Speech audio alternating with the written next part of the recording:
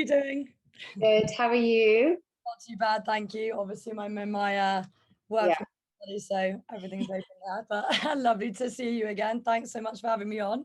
No, all good, all good. Yeah, I'm in my bedroom as well. I realise we're both wearing purple. I mean, this doesn't really look purple, but got to represent our female colours. Oh, exactly. I wanted to do all the whistles in purple as well, but they didn't have it. But now they're I've multicolored, got, sending them out. Well, I was going to I've ask. got them all here. No, I love them so much, and I've got them on my keys as well, which is Perfect. yeah. Now I'll feel safe for life. They're a good size to have. I've got them here as well. So if we have our wine and our whistles, then we're perfect for today. Then I reckon. Yeah, I've got to say we've got our nice. What have you bought today? Yeah, just a little red Same. on a Wednesday. Although because it's the bank holiday, it feels like a Thursday. So perfect. Yeah, no, excited for Easter.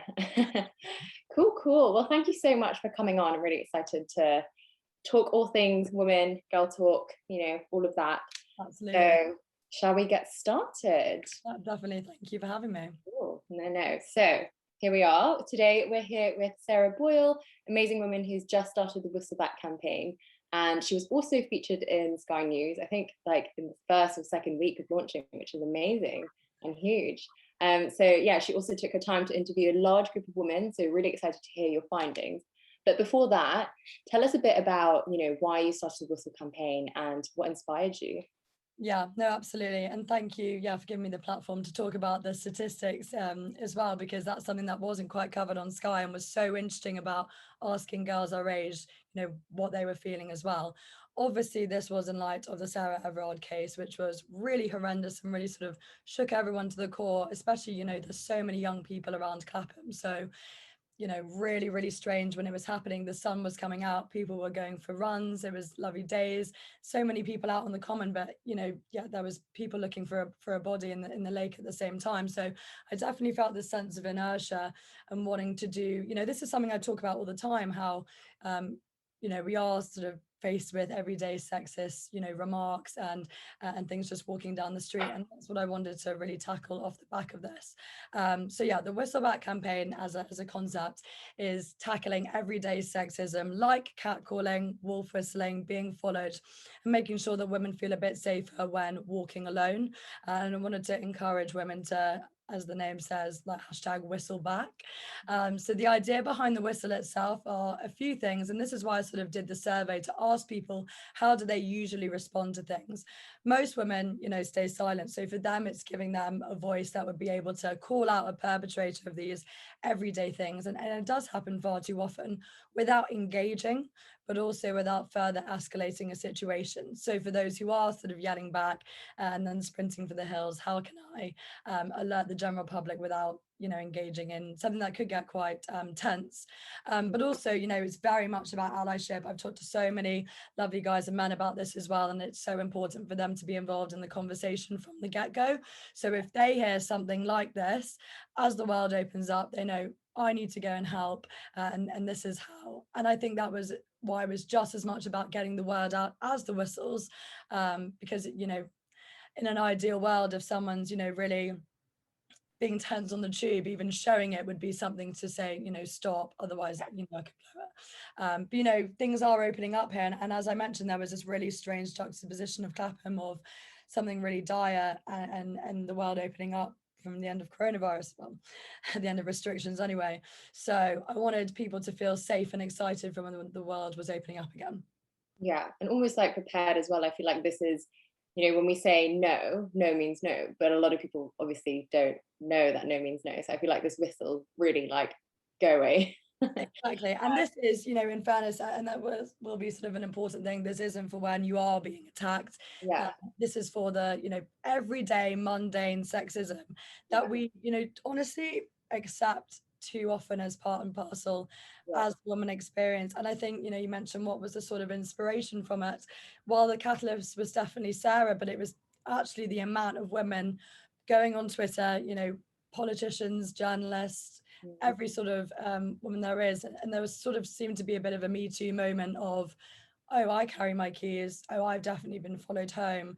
And things that we were all sort of accepting that you might get unwanted attention on a run, or you just really want to work out. So that was a sort of it's for those everyday moments that we've sort of had enough of. Yeah, that's amazing. Cool. Well, yeah, so basically, I guess I'll start with your first question. So I spoke to you briefly about gender biases in languages around, like leadership roles or just like senior roles in general. And, it talks a lot about the positive attributes and how men are praised for being confident, enthusiastic, passionate, but then women who manifest those exact same qualities Mhm. are then deemed, overconfident, annoying, know it all, and all of that. So I'll tell you a story. I basically, when I was in year one or year two, I don't remember which one it was, but it was during parents' evening, and my teacher had told my mum that I was really bossy. And she was like, and then this didn't even happen in primary school. It happened in secondary school as well. And they were like, oh, during group work, Joey tends to like take the lead quite a bit and is quite bossy. And so for me, I grew up thinking, being bossy was like flawed until this day. Even like anyone I work with, I'm always like really insecure about being bossy. But it's just like work, because in my own personal life, I'm still quite closed off, still a little bit insecure. But with work, if I'm passionate about something, obviously I'm gonna, do what I love doing. So I Yeah. feel like I'm probably not alone, and I know a lot of women who might have other kind of attributes that they've been put down for, even though men are kind of praised for it. So my question is, I guess, what would you recommend for women who kind of go through that, especially in workplaces? Mhm. No, that's really interesting. And how crazy from the age of how old that people are telling you what to be and what not to be. Like, what are they telling the boys? Oh, he's very sweet and carry on. Well done. He'll be the prime minister, I'm sure. Yeah, exactly. No, that is really interesting. And in the place I've worked so far, in sales, there's a lot of men around. But I honestly do think, and I've thought a lot about this question, what can we do? And it's definitely being the most confident we can. So ignore whatever teacher a million years ago said, stuff like that. Because ultimately the amount of confidence you have, the more honestly, I think, respect you get. So if you hold yourself in a way that is unapologetic, I really do think that will help. And thinking about it, those were two examples when you felt set back. Well, how many times has a man really felt back and had those sort of sexist remarks that would stop him? I think a lot less. So Mm, walking into those meetings, it's going to be a sort of different attitude. So I am, although it's not the best thing to say, is probably an advocate of faking it till you make it. yeah, So by that, I don't mean sort of bullshitting your way through what you're doing, but faking confidence until you have it. yeah, So, that is being the first one. I was the only girl on the sales team for a while. All of them are lovely, and that's absolutely fine. But being the first one to put your hand up to volunteer for something, and I will acknowledge, you probably do have to work harder to make sure that you are standing out. But yeah, I do think that is the way to do it. Shared all the things that happened in the past, and if someone is still saying you're bossy when you've made a sort of name for yourself, I do feel like in this day and age, undermine them. Are you that threatened by me? That's a really good way to do it, I think. But faking confidence is interesting. So my company are very good for this, actually. We had a diversity and inclusion conversation, which was really interesting. A lot of the 30-year-old men really took a look at themselves, and we had a good conversation. But the statistics in sales were most men think they're better than they are at hitting target. Most women think that they're worse. yeah. Just, exactly why in part and parcel, if you walk into the room, even faking your confidence, everyone else will sort of see that emanate from you. But yeah, I think that would be my thing to say from that. Yeah, no, that's a really, really good point. And I always preach fake it until you make it. So it is good. Yeah. Okay. Well, I guess in terms of workplaces, so I was at a panel talk the other day for female leaders, and a lot of, the young women that had attended the event had expressed, concern about, I guess, not feeling heard at workplaces, or their students who are about to go into work and are just a bit scared because obviously everyone there is much more experienced than them. So I Mhm. guess what would you say? I guess what would your advice be to those women? Because I never actually really got the chance to answer them. So yeah, I'm just curious to see what you think. Yeah, I think just making a name for yourself as early as possible and not being afraid of, as I say, if you have had less adversity, you're going to be more confident. So, as I mentioned, faking it till you make it, but that's introducing yourself to as many people as possible. If there are sort of times where you can volunteer, when you can do all these things, be the first and make a name for yourself early. And yeah, quite rightly, be unapologetic, I think, because even if you're not the best, you're trying your best. And I think everyone will see that. But, it's really interesting because there's such a difference in terms of, what my mother experienced at the bank to what I'm experiencing in a cool young startup now, and actually, have been massively allied and helping me with, the Whistleback campaign. How can we use our resources to get you more, to get the word out there more?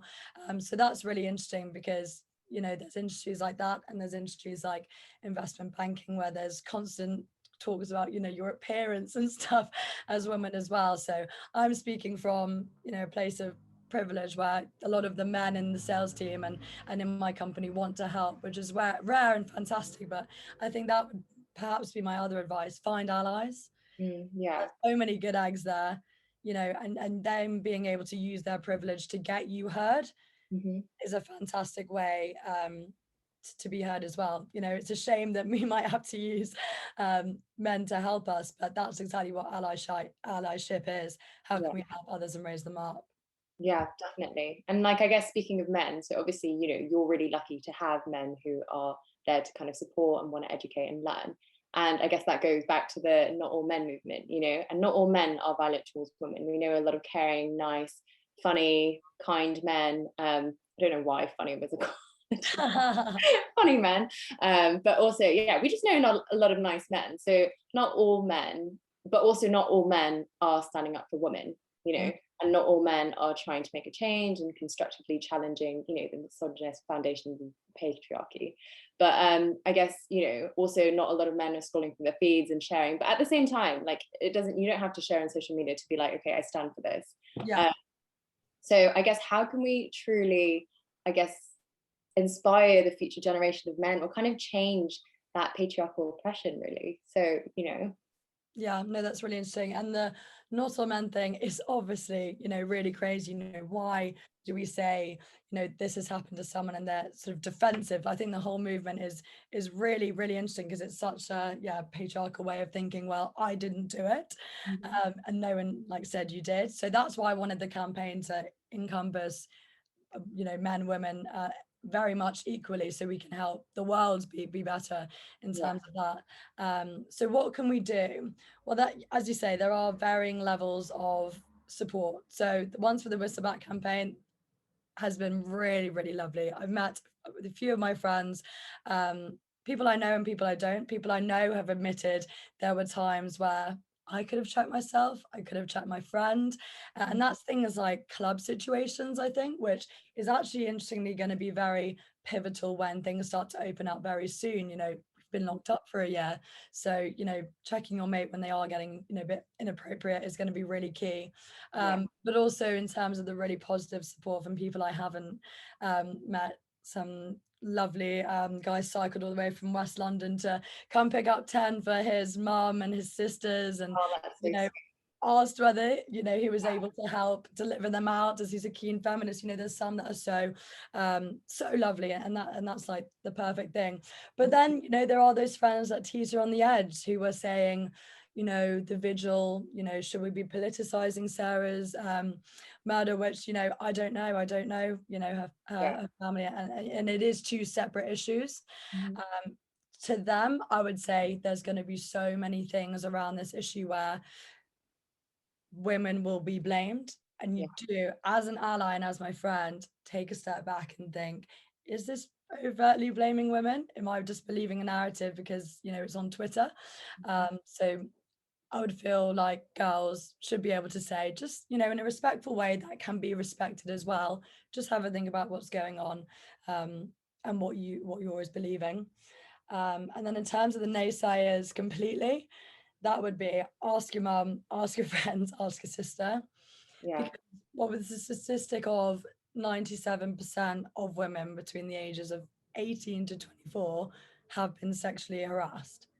That's crazy. Your mum has a story, your sister's got a story, and so does your friend. And obviously every man is surrounded by women, just like we are men. So I think that would be the best way to get involved in the conversation, because everyone else is. Yeah, no, I agree. I still can't wrap my head around that statistic. It's just scary. It Mm. really is. Yeah. God, speaking of statistics, okay, tell me a bit about your survey statistics, because I know you interviewed quite a few women. So I want to hear more about what women are going through, how they're feeling like vulnerable and all of that. So Yeah, no, absolutely. So as I mentioned, when it was all sort of happening, I mean, it doesn't take 2 minutes to get a feminist rant out of Sarah Boyle. Ask any of my friends. So this was something I speak about so often. And in sort of the light of this, I thought I've got to do something more than just sharing an Instagram post. yeah, So ironically, I did take to Instagram for the survey, but tried to get some backing behind how I was sort of feeling and whether it was emulated as well by girls my age. So the first one started with, in a face of catcalling, what do you do? Do you remain silent or do you shout back? So mm. 76% of women stayed silent, which I actually thought was really interesting. I don't know about you, like to put the question. I would yell back. What do you do? I don't think I would yell back. I don't know. It depends. If I'm with friends, I would 100% yell back. If I was by myself, I'd literally like cry and hide in an alley. Yeah. I get so scared. But you know what's funny is I actually subconsciously, and I never thought about this, but people kind of put their earphones in or whatever. But I subconsciously like turn my volume down if someone's walking behind me to be like, what are they saying? Or like, what's going on? And I never really thought about that until I started seeing, other people do it. And I was like, oh, wow. Yeah, no, absolutely. And that's what sort of started the conversation. People would vote on the poll and then message me going, well, it depends. And then we'd have lots of conversations, which was really, really, really good because quite rightly, one of the main things in a personal story that was like, I would have loved a whistle during this. And you're quite right. There's times when I was living alone in house shares or things like this, and I would never for the life of me on the walk back from the tube say anything. And it is the have your headphones in but turn them down. Yeah. But it was midday running in Brixton, and I specifically remember saying, I'm not going to wear my shorts. It's 30 degrees, but I don't want any unwanted attention. Yeah.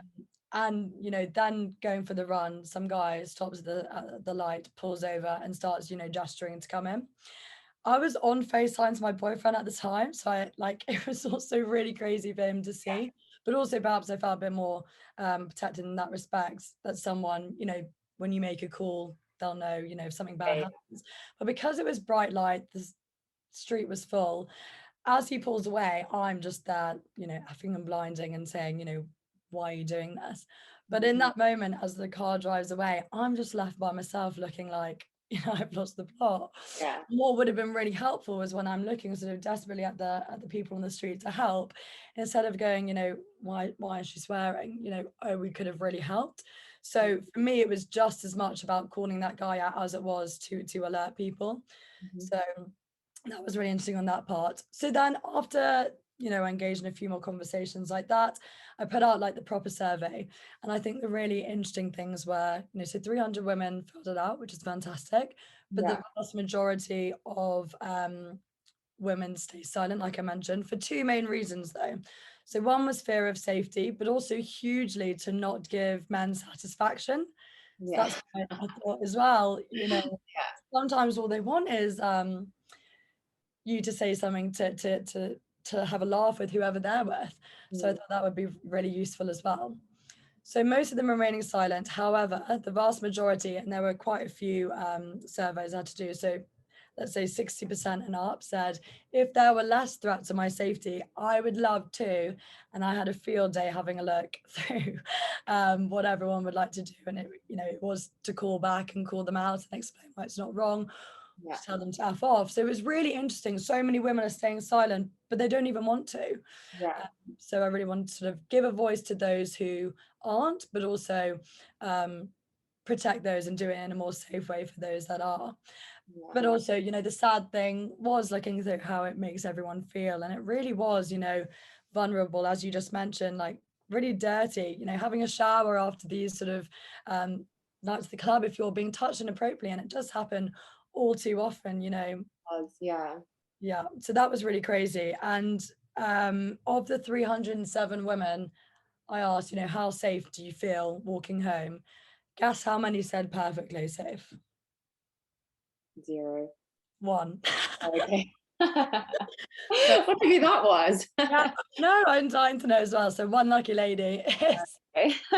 Maybe if I filled it out. Yeah, no, even like, but it's not even walking home. I mean, I was speaking to my sister about this the other day. It's also getting Ubers. Like, I'm not saying anything wrong with like Uber drivers or taxis, but Uber, anyone can be an Uber driver. Like, if I could get a license tomorrow to be an Uber driver, I could pick people up and drop them off, you know? So it's just, it's like, I guess you just can't trust anyone. It's, you know, it's not even walking in the streets. And actually, my sister passes out in clubs and in Ubers.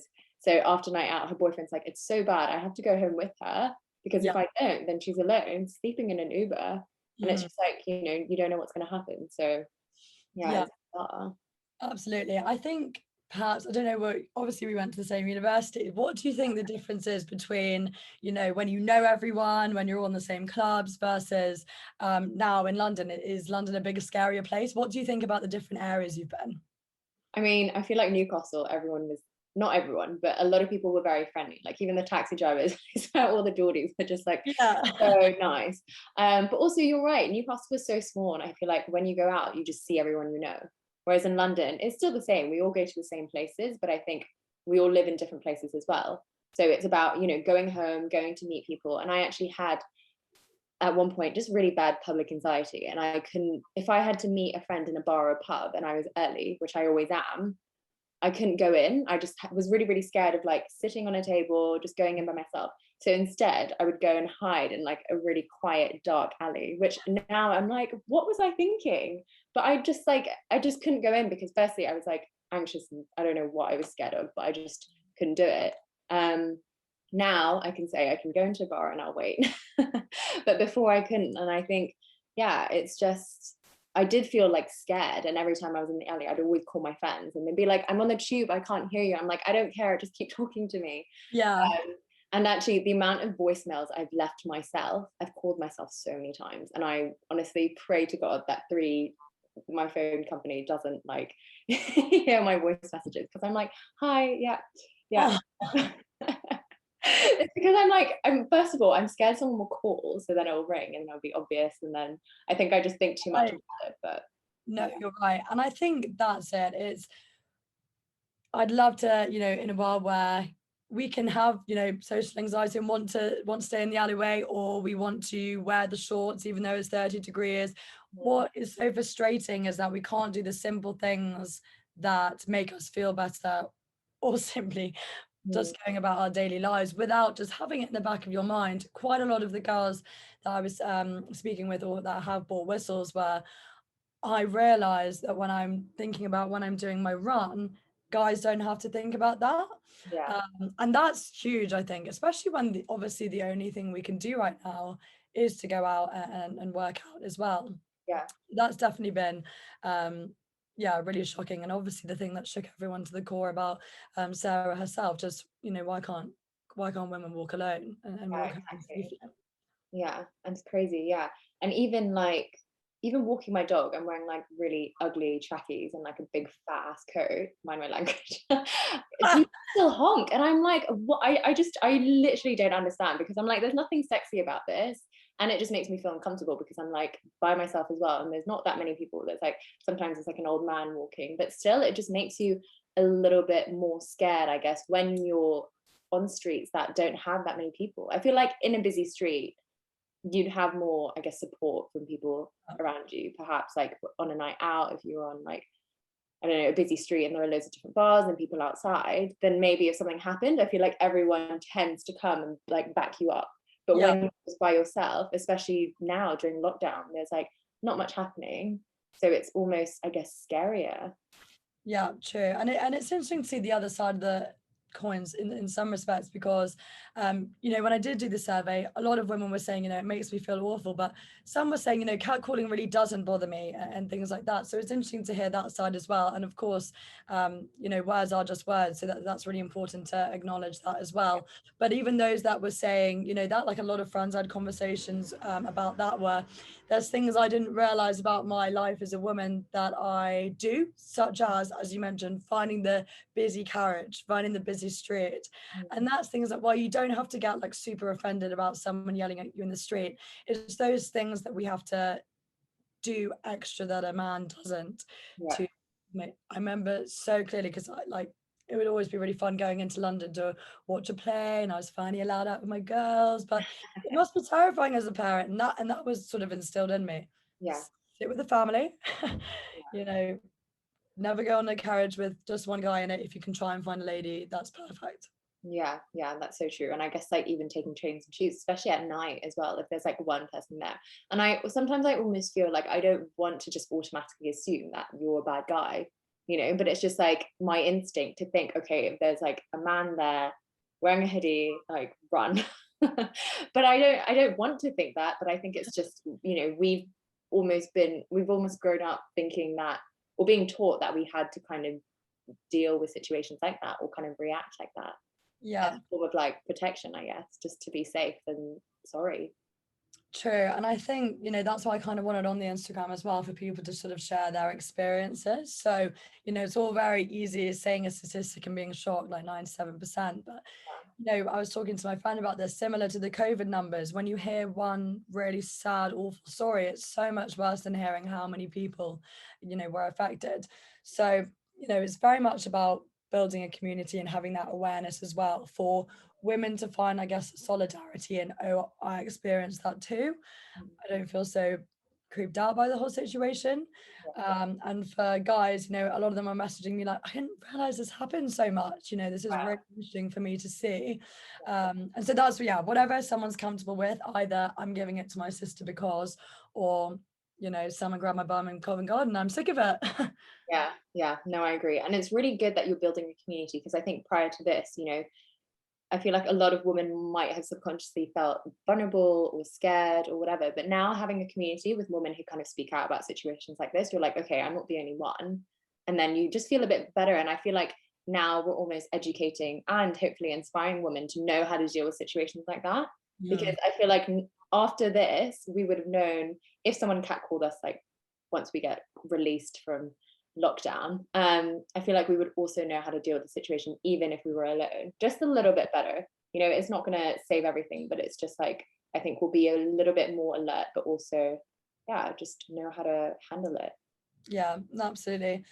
Obviously, this is, something I've been talking about since yay high, but, it took something really horrible to happen for people to start listening. Like, what do you think about the longevity of this? Will people listen forever? What do you think?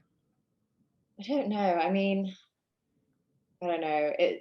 Yeah, it's a bit tricky, especially with social media. I feel like every month now there's a new trend. There was like BLM, and then there was like women feminism, and then now there's like Asian hate. So it's just like it constantly changes. True. So it's like, yeah, I don't know. It is a tricky question, and I hope not. But I also think, now a lot of schools will start paying attention to everything that's going on. The future generation are all going to be hardcore activists, Yeah. whether you like it or not. I mean, my sister, she's I'm not going to say her age because she'll probably kill me, but she's of a different generation, let's say. And she's closer to my mum's generation. And we both have very, very different views. But I was telling her, I was like, your son is going to be like a pro activist. So you need to like learn to change the way you think. But it's Yeah. not change the way you think, but it's also just being a bit more open to learning about stuff like this and educating yourself a bit more because, we're the generation that's about to like change history because all these things have happened, so it's just, yeah, hopefully I feel like when lockdown lifts this will not just go in one ear and come out the other. Yeah. But yeah. It'll be really interesting to see when we are sort of let out of our cages what it will be like. So I know, what I've been talking about is walking down the street stuff. Mm, Clubs is a huge issue. At yeah, times, saw this amazing thing a few years back of some students from Harvard had developed a nail polish that you can check if a drink's been like roofied or not. really, that's hilarious. It's been an issue like for ages, but obviously we haven't had that whole sort of element of how do people act in the club, and it's really simple from just unwanted attention and not and saying no and them not listening to actually really being groped. And I remember really clearly in one of my first times clubbing I was interrailing, I was out and about, I was in my lovely new skirt and someone like really touched me up. Yeah, I was fuming and I hit him right back. But when I said that to the guys I was traveling with, what if he pulled a knife? And, you know, it's so annoying why we sort of can't stand up for ourselves in some respects, because ultimately they could probably overpower you. Yeah, So sure. that's the really frustrating thing. So it'll be interesting to see, you know, I think women hopefully will have a bit more oomph in saying, you know, this is, I'm not standing for that. It's not just something that happens in the club anymore, and I'm gonna actually sit you down instead and tell you why it's not right. But it's also not just women, it comes from men, which is, you know, I feel like a lot of women are educating themselves, and I'm not saying a lot of men aren't, but at the same time, it's like, why do we have to, I guess, be more, I not obviously we have to be more alert, but as in, you know, in a club situation like that, like why do we have to teach women how to react to that? Why can't we just teach men not to do that in the first place, you know? But I hope that now, after everything that's happened, it's almost seen as, I mean, it's already seen as a very like disgusting move to make, but I hope it's like even more disgusting now. Yeah, Like and then we'll super be able to yeah. pull them out. So one of the things that Sky asked me, so yeah, it was really crazy. It was, I thought of the concept, did the survey, the whistles hadn't even come yet. Yeah. And a girl I'd met a few years back had said, listen, this is so random. My literal job at the moment is helping, you know, put on people talking about in the local area what they're doing in the aftermath of the Sarah case. So it was fantastic that they was able to do that, and from that had a lot more traction than just me sort of putting it out. But one of the things that they asked me was, added street lights and policemen in clubs, is that enough? I mean, the policemen in clubs, God, I'm not sure about that. Surely they're going to stop us having all our fun, first of all. I mean, there can never be enough street lights. That's really good. Police, I don't know. What's your take on that? I don't know. Although I have one comment about the clapping streetlights. I think that was amazing. They literally just like boom, next day it was like Yeah. done. I think that was really, really well done. Mhm. Police wise, I don't know. I mean, yeah, it's a bit of a tricky one. Yeah, like more police in there. Is that just, I don't know, it'd be interesting. I think more police outside the clubs might help a bit more than perhaps inside. Yeah. Yeah. I mean, I won't be hitting any clubs anytime soon. Right now, I just can't think of anything worse than being like crapped on by many people. I don't mind a bar, but I feel like a club at the moment, I Yeah. just can't put that in my head. But yeah, no, it is super interesting. And yeah, I think it just takes more, I guess, organizations and people like you as well, just to do something about it. Because if you're not doing this, then, you know, who is? And at Leho, we always say, like, every little, no, that was Tesco. I was about to say every little helps. That's not what we say. That's Tesco. We say every, oh God, I can't even think anymore. Every little step makes a big difference. So all of our steps put together make a big difference. Mhm. And it's true, you know, like everything that you're doing is actually making a huge difference, and it's making a positive impact, especially opening up conversation for women to kind of relate to and sharing their stories so people can learn more, which is amazing. So I think with more people like you and organizations like that, hopefully, you know, will kind of shape the future generations a little bit better in terms of this. So Yeah, thank you so much. I really appreciate you and yeah, the conversation. yeah, no, this is good. Thank you so much for coming on. Any final words? I guess one word of maybe like a some advice or how people can help or get involved. Yeah, absolutely. So I haven't actually said how you can get a whistle. So I've got the Instagram, which is at whistle_back 2021. At the moment, it's pretty manual in terms of I'm delivering them or sending them out, hoping to scale it a bit as it has been fantastic. I've got rid of 100 and 150 are coming tomorrow. And it's been really fantastic meeting people, hearing their experiences, why they want one. So yeah, definitely get involved. All proceeds go to buying more whistles. They're only £1. And yeah, I'd absolutely love to see you there. Yeah. Oh, exciting. Thank you so much, Sarah. Thank you too. It was lovely speaking again.